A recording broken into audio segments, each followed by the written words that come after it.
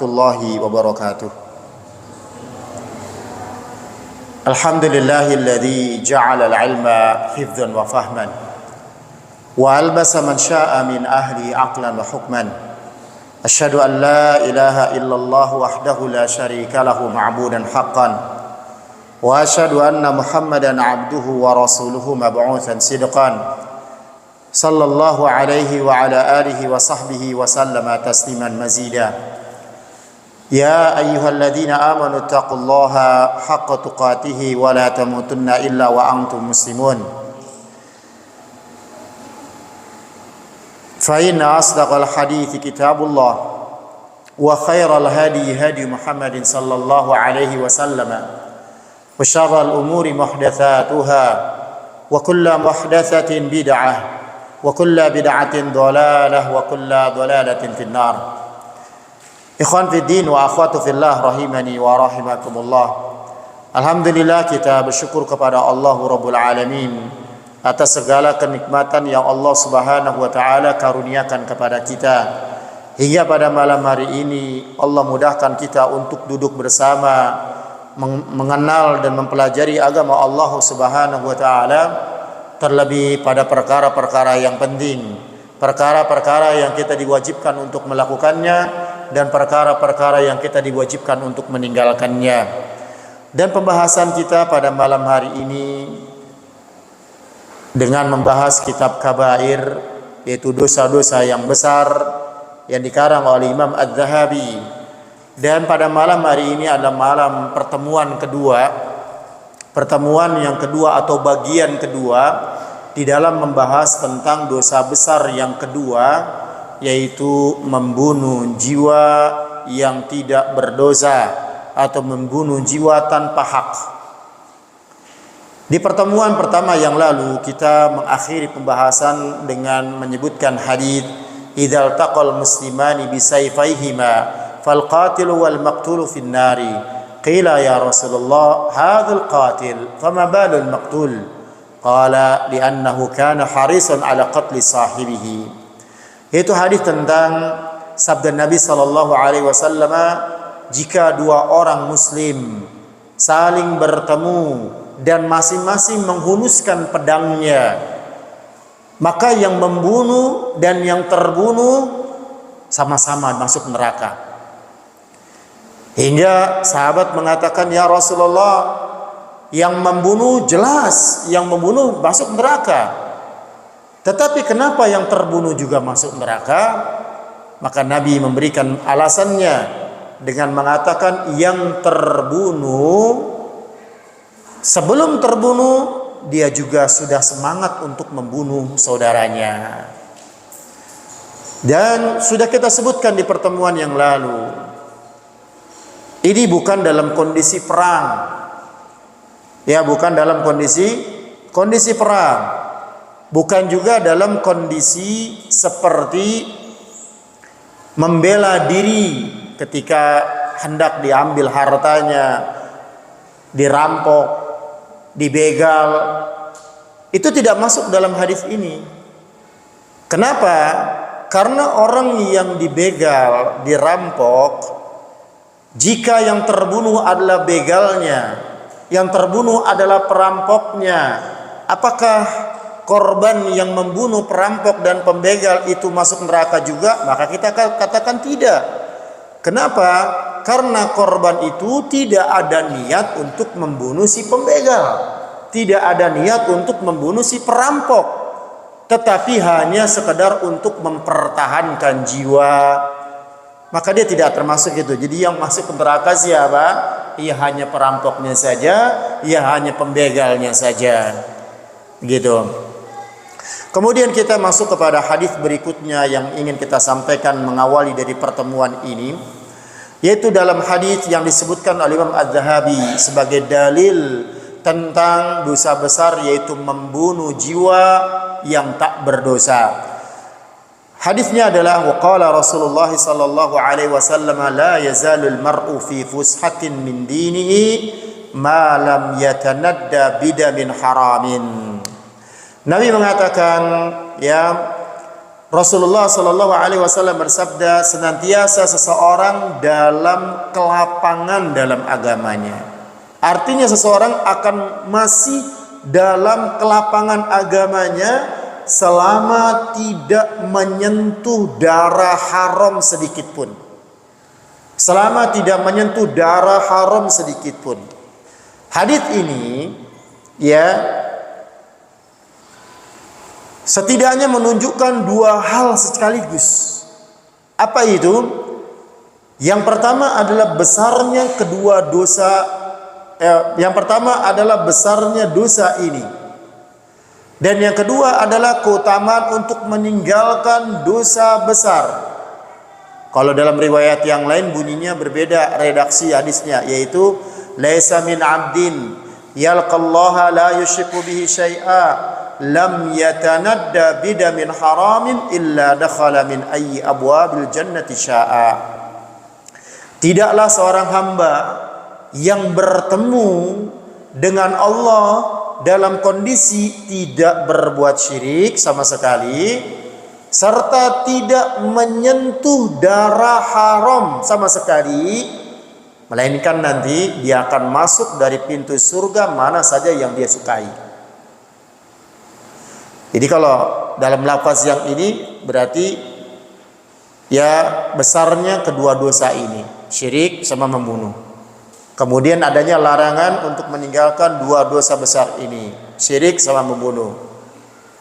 Dengan tidak menyerempet kedua atau dengan tidak sedikit pun ikut campur sama sekali pada dua dosa itu. Maksudnya gimana?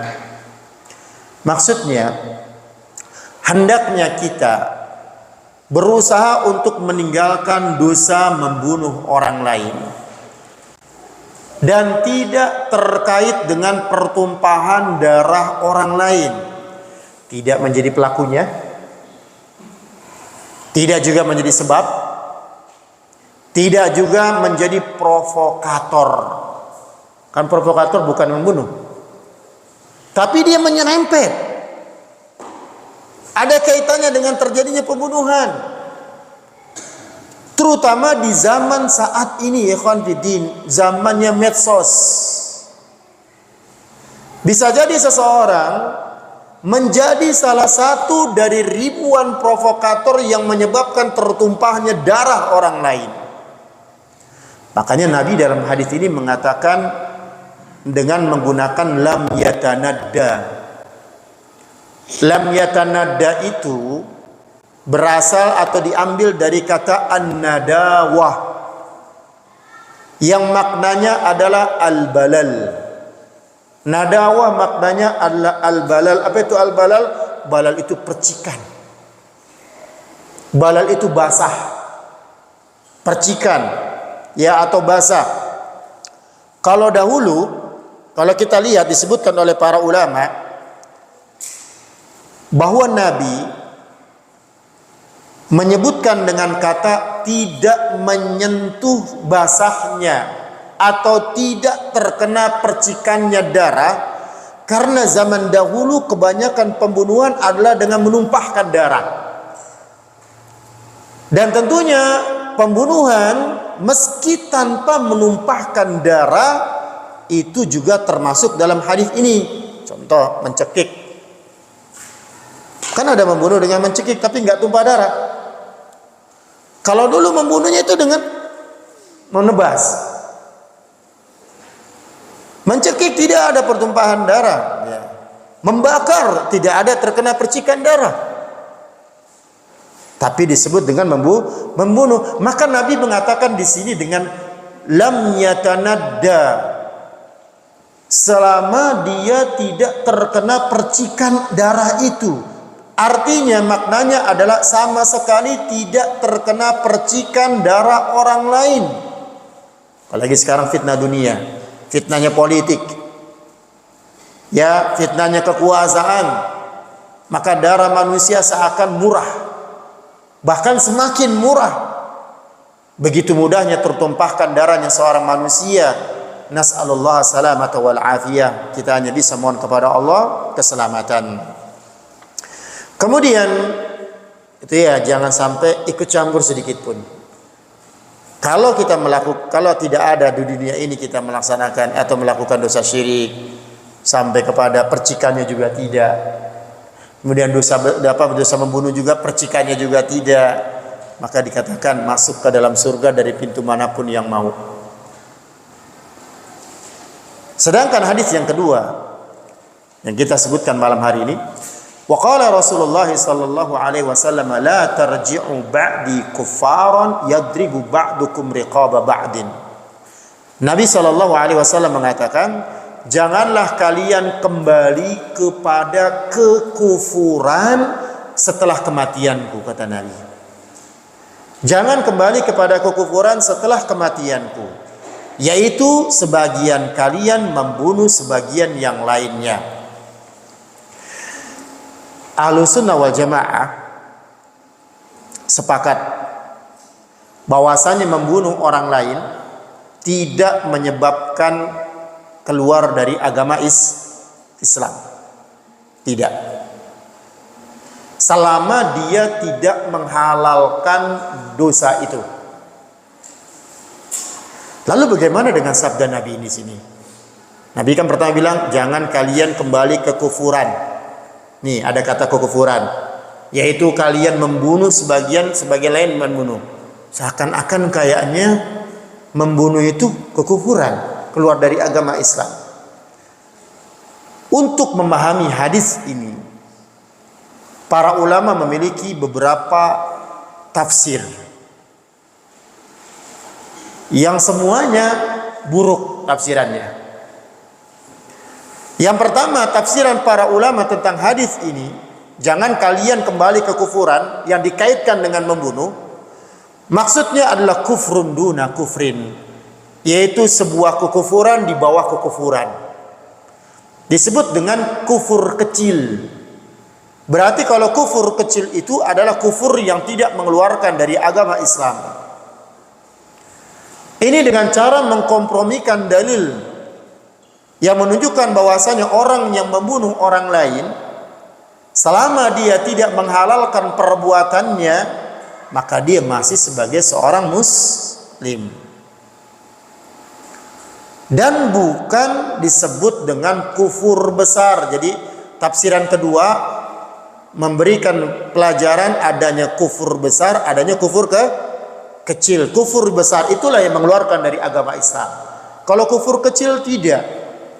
Artinya dalam sebagian hadis, ketika Nabi SAW menyebutkan suatu perbuatan itu termasuk kekufuran, maka bukan serta merta itu keluar dari agama Islam. Kita berikan contoh. Ada hadis begini, sibabul muslimi fusuqun wa qitaluhu kufrun. Mencaci maki seorang muslim itu kefasikan, dan membunuhnya atau memukulnya, memeranginya, dia adalah sebuah kekufuran. Di sini Nabi menggunakan kata qital, bukan qatlu. Qital itu memerangi, berantem juga qital. Memerangi bukan harus membunuh. Ada orang berantem, gitu kan? Qital namanya. Dan Nabi mengatakan, kalau kita sebutkan berantem dan berantem sama seorang muslim atau memukul seorang muslim, maka dia kekufuran.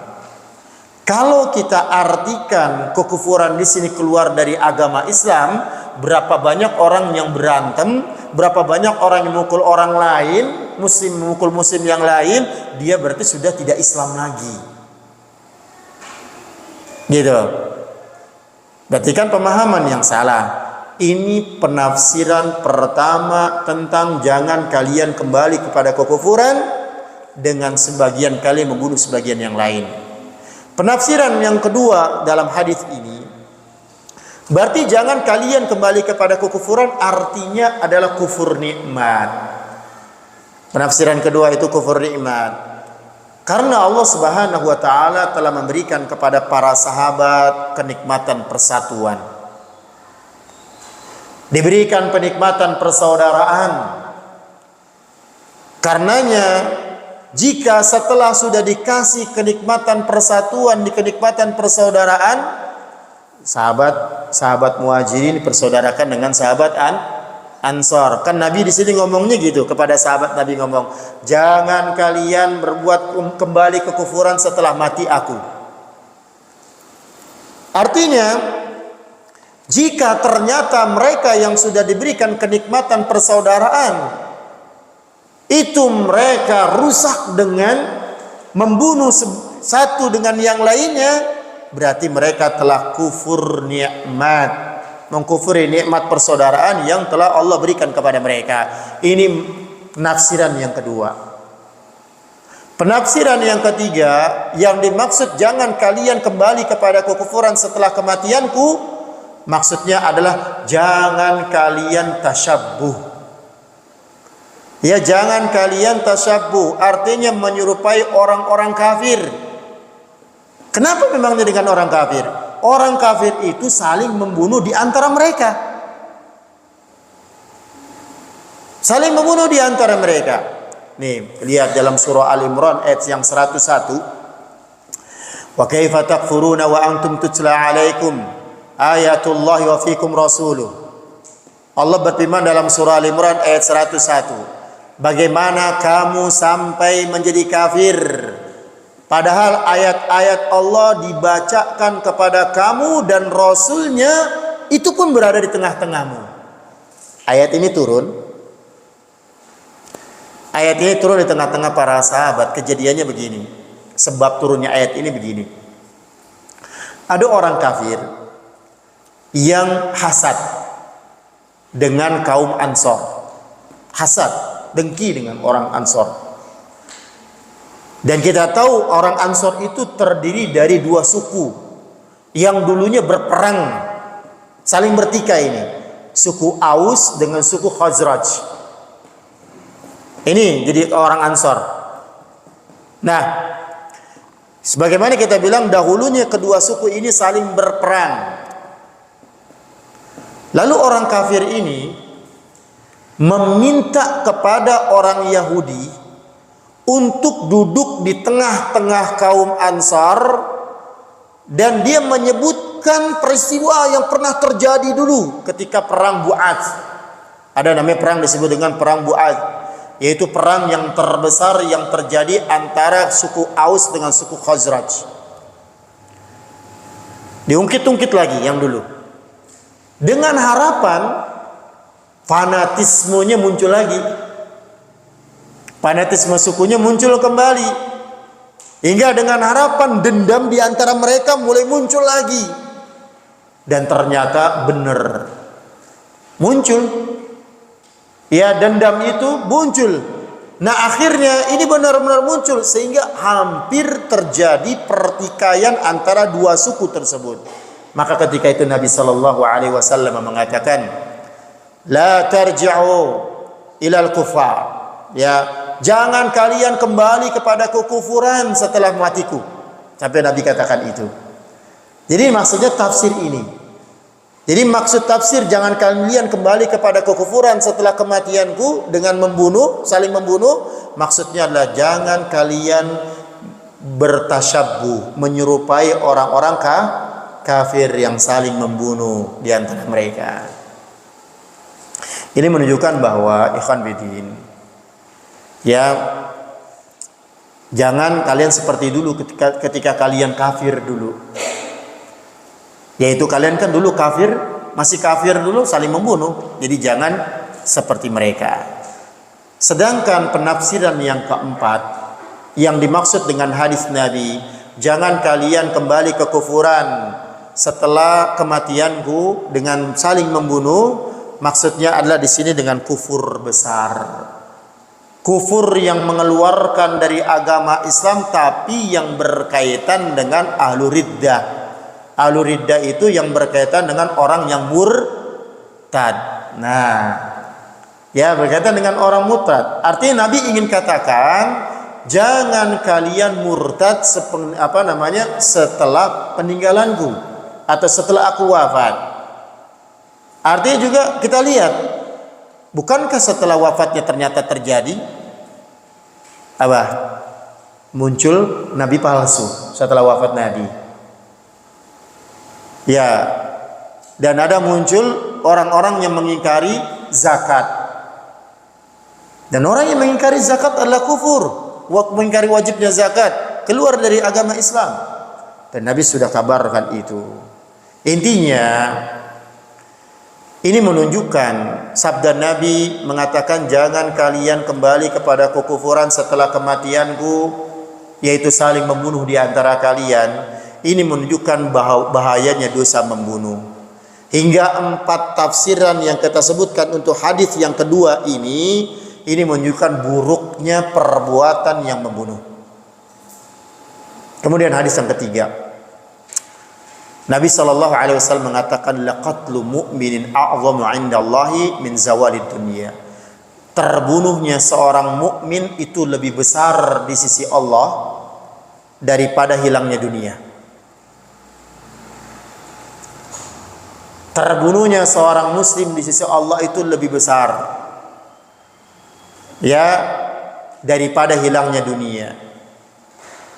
Dan benar saja bahwa seorang mukmin yang taat beribadah kepada Allah dan dia mentauhidkan Allah, maka kedudukannya agung di sisi Allah Subhanahu wa taala. Di antara yang menunjukkan Allah itu mengangkat derajat seorang mukmin, ya, ini yang Allah lakukan. Ini yang Allah lakukan menunjukkan bahwasanya Allah mengangkat derajat seorang mukmin. Apa yang Allah lakukan? Pertama, Allah mengutus seorang rasul bagi umat ini, nabi dan rasul di dunia ini, agar menyeru beribadah kepada Allah Subhanahu wa taala. Yang ngikutin siapa? Mukmin. Kemudian juga Allah menurunkan Al-Qur'an agar semakin mudah beribadah kepada Allah. Ini menghormatin mukmin. Diturunkan wahyu Allah. Begitu juga Allah memberikan kehidupan dan kenikmatan agar mukmin ini mampu untuk melaksanakan ibadah, dikasih kekuatan salat, dikasih kekuatan puasa, dikasih kekuatan beribadah kepada Allah Subhanahu wa taala. Begitu juga Allah menciptakan dunia agar manusia bisa beribadah kepada Allah. Ini Allah memuliakan seorang mukmin, bahkan Nabi mengatakan seorang mukmin itu lebih agung daripada Ka'bah. Seorang mukmin lebih agung daripada Ka'bah. Tatkala Nabi Muhammad sallallahu alaihi wasallam melihat Ka'bah, Nabi mengatakan, "Ma a'zamaki wa a'zama hurmatuki wal mu'minu a'zamu hurmatan 'indallahi minki." Betapa agungnya engkau wahai Ka'bah, kata Nabi ketika Nabi melihat Ka'bah. Dan betapa agungnya kehormatanmu wahai Ka'bah. Tetapi seorang mukmin memiliki kehormatan yang lebih besar di sisi Allah daripada kehormatanmu. Kalau ada orang yang merusak Ka'bah, yang hari ini di minggu ini saja penuh yang ngitari Ka'bah itu, ya, sehingga di minggu ini yang namanya hotel yang radiusnya sampai 1 kilometer itu udah penuh sampai bulan Ramadan nanti akhir. Hingga visa untuk ke sana umroh dari negara kita udah susah nyarinya. Tiketnya. Jika ada seorang merusak Ka'bah, tentu kita akan melihat ini perbuatannya bejat betul ini. Kan gitu. Dan ternyata kehormatan seorang mukmin lebih daripada kehormatan Ka'bah. Dia nggak boleh dirusak. Artinya berarti membunuh mukmin itu lebih besar dosanya daripada menghancurkan Ka'bah.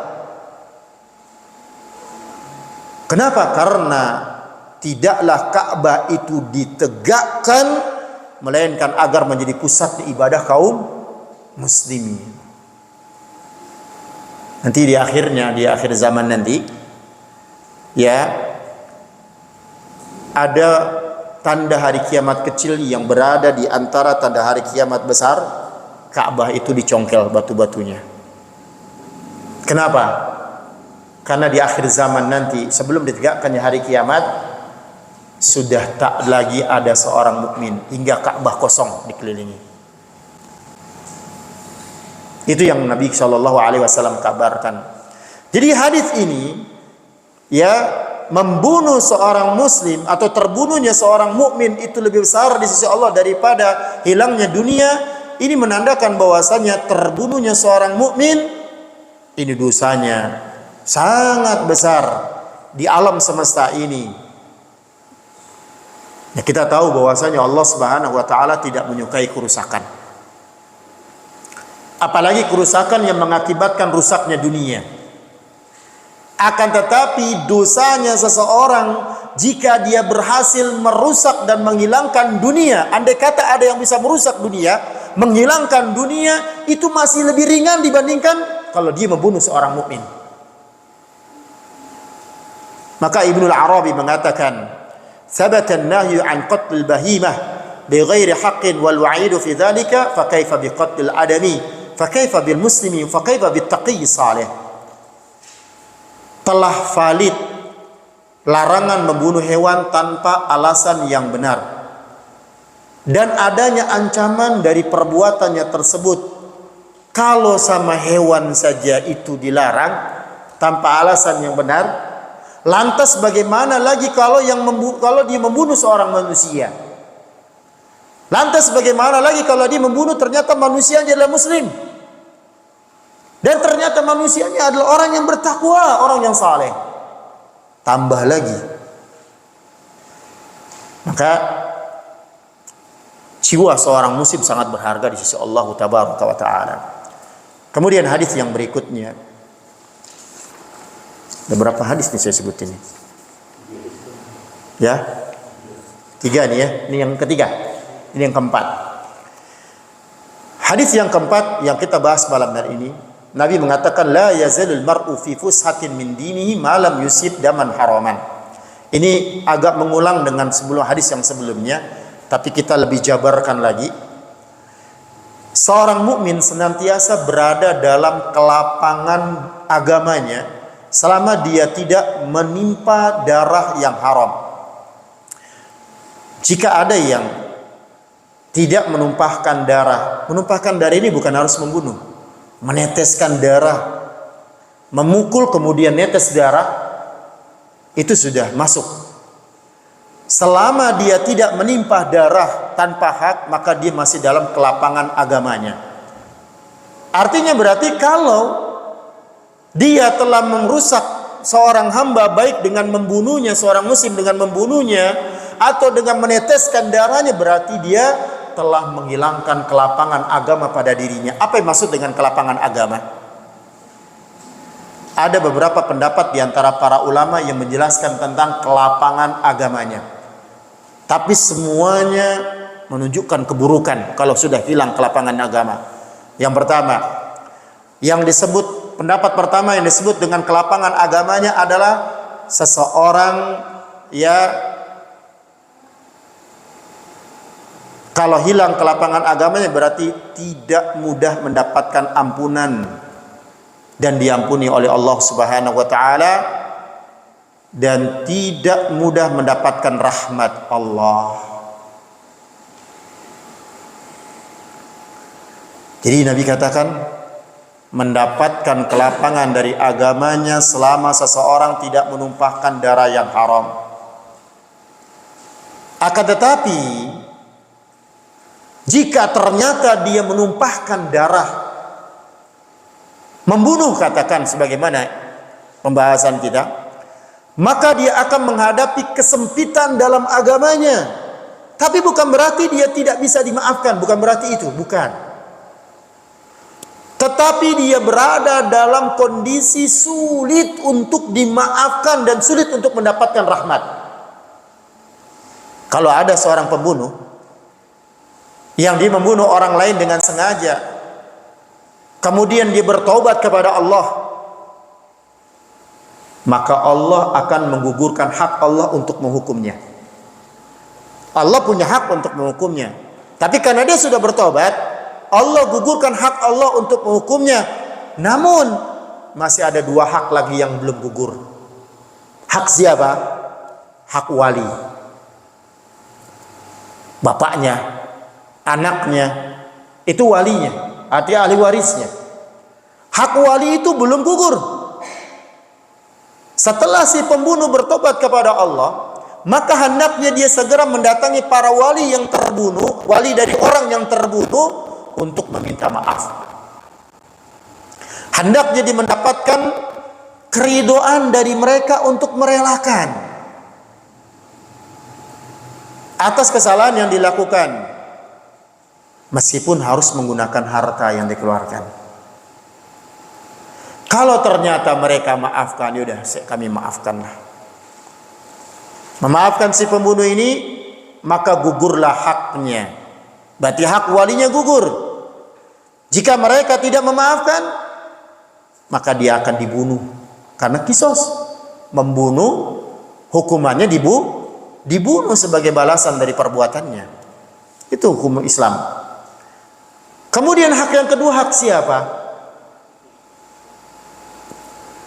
Kira-kira hak siapa? Hak orang yang terbunuh. Loh, Ustaz udah mati dia. Iya, dia punya hak. Hak yang terbunuh masih ada. Setelah si pembunuh juga harus meminta maaf kepada orang, kepada wali yang terbunuh, maka dia juga harus meminta maaf kepada orang yang telah dia bunuh. Gimana minta maafnya? Ini diantara dalil, atau inilah dalil diantara kesulitan yang didapatkan bagi pelaku pembunuh. Pada hari kiamat, orang yang terbunuh nanti akan menuntut haknya kepada orang yang telah membunuhnya, karena sewaktu di dunia dia telah menghilangkan nyawanya, hingga menjadikan anak-anaknya menjadi yatim, hingga menjadikan istrinya menjadi janda, dan menjadikan orang tuanya menangis. Dia punya hak. Hingga Imam Ibnu Qayyim Al-Jauziyah rahimahullah menjelaskan bahwa jika si pembunuh menyesali perbuatannya dan sungguh-sungguh bertobat kepada Allah, maka pada hari kiamat haknya yang terbunuh tidak hilang, tidak akan dihilangkan. Tapi dia sudah bertobat, Ustaz. Ya. Tidak akan dihilangkan oleh Allah, akan tetapi Allah yang akan membayarkannya. Jadi tetap punya hak. Dia tetap punya hak. Jadi pendapat yang pertama, hilang kelapangan agama berarti hilang mendapatkan rahmat. Susah untuk dimaafkan, sulit dapatnya itu. Tidak sebagaimana kita mencuri, kan? Paling cuma dua, balikin lagi, taubat kemudian balikkan lagi hartanya. Nah, lalu penafsiran yang kedua tentang kelapangan dari agamanya adalah sa'atul a'mali salihah, kelapangan amal saleh. Artinya kalau hilang kelapangan agamanya, berarti hilang, sulit untuk mengamalkan saleh, amal-amal saleh. Selama dosa-dosanya selain membunuh, maka masih bisa digugurkan atau diimbangi dengan amal saleh dalam timbangan nanti pada hari kiamat. Tetapi jika dosanya adalah dosa membunuh, menurut pendapat yang kedua, maka amal saleh tidak akan kuat untuk mengimbangi dosa membunuh. Itu pendapatnya yang kedua. Yang ketiga, yang dimaksud dengan kelapangan agama, hingga hilang kelapangan agama kalau membunuh, maksudnya adalah kelapangan dari dosanya. Apa maksud kelapangan dari dosanya? Selama dia tidak melakukan dosa membunuh, maka dia masih mendapatkan kelapangan dosa dari dosanya. Maksudnya adalah masih bisa diterima taubatnya. Berat memang membunuh ini. Hingga Imam Syafi'i mengatakan dosa, urutan dosa setelah syirik membunuh, kata Imam Syafi'i. Jika telah membunuh berarti dia sulit untuk diterima taubatnya. Pendapat yang keempat, Yang dimaksud dengan kelapangan dari agamanya adalah mudah baginya urusan agamanya. Kalau dia membunuh berarti tidak mudah baginya urusan agamanya, menjadi sempit urusan agamanya, tercerai-berai urusannya. Dan yang terakhir, yang dimaksud dengan kelapangan agamanya, maka dadanya lapang maksudnya. Kalau orang membunuh, biasanya dadanya kan sempit. Kenapa? Karena ancaman Allah begitu dahsyat. Belum lagi nanti tuntutan keluarga yang dibunuh, menjadi sempit kembali. Itu 5 pendapat para ulama di dalam memahami kelapangan agama. Yang menyedihkan lagi, ikhwan fillah, azani Allah wa iyyakum, di sebagian negeri, termasuk di negeri kita, tanah air kita, darah itu menjadi sangat tidak berharga sama sekali. Banyak perampok sekaligus pembunuh di jalanan yang mengancam orang yang lewat, begal dan lain sebagainya. Bahkan banyak terjadi pembunuhan yang dikarenakan perselisihan yang sepele. Jika syariat Allah ditegakkan, apa hukumannya tadi? Membunuh dengan sengaja, dibunuh.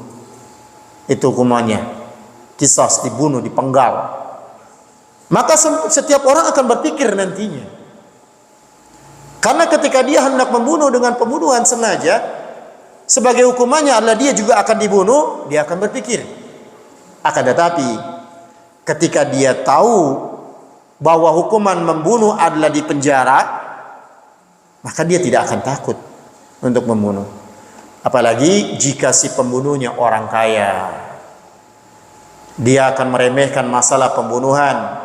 Dia akan memandang nyawa manusia itu tak memiliki nilai.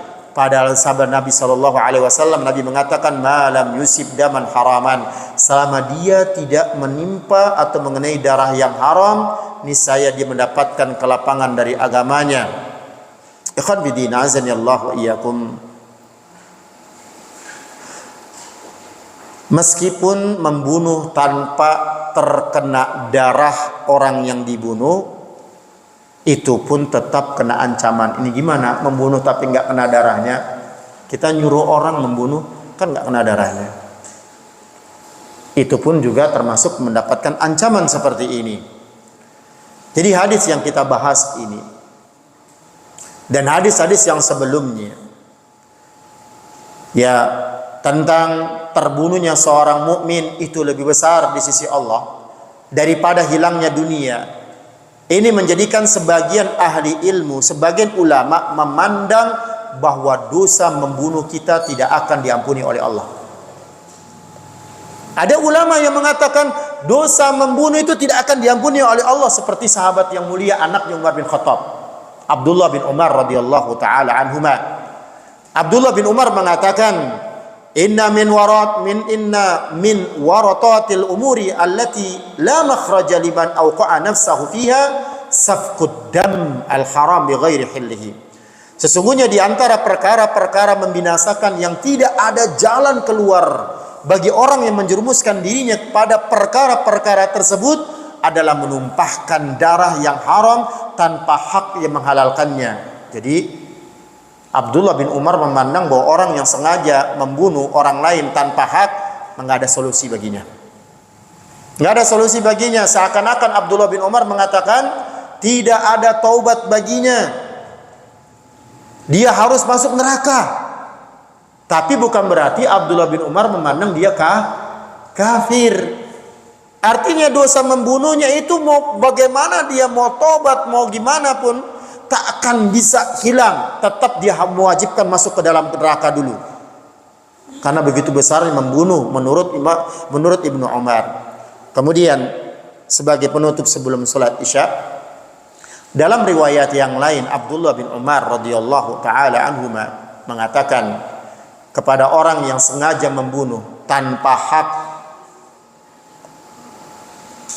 yang bertanya kepada beliau, ada orang berarti membunuh tanpa hak, kemudian tanya, inni qataltu rajulan fahal li min taubah. Aku sudah membunuh seseorang. apakah aku masih punya kesempatan untuk bertobat? Kata Abdullah bin Umar, tazawwad minal ma'il barid fa innaka la tadkhulul jannah. Berbekalah dengan air yang dingin, sesungguhnya engkau tidak masuk surga. Maksud perkataannya Abdullah bin Umar ini bukan berarti kafir selamanya di dalam neraka, bukan, tetapi engkau tidak bisa masuk ke dalam surga di awal, karena engkau akan masuk ke dalam neraka terlebih dahulu untuk mencicipinya sebab karena dosa membunuhmu. Itu yang dimaksudkan oleh Abdullah bin Umar. Maka jaga tangan. Jangan perselisihan pun akhirnya membuat tangan ini mudah, ringan sekali untuk memukul. Kekuatan ini hanya dipakai untuk mempertahankan jiwa kita, bukan yang lain. Bukan untuk mencederai, apalagi sampai membunuhnya. InsyaAllah nanti kita akan sebutkan hadis yang lain ya setelah sholat isya, ya setelah waktu isya, ya tentang perkara yang pertama kali akan diputuskan nanti pada hari kiamat adalah masalah darah yang pertama kali akan Allah tegakkan pengadilan. Wallahu ta'ala alam bisawab. Kita akhiri terlebih dahulu. Assalamualaikum warahmatullahi wabarakatuh.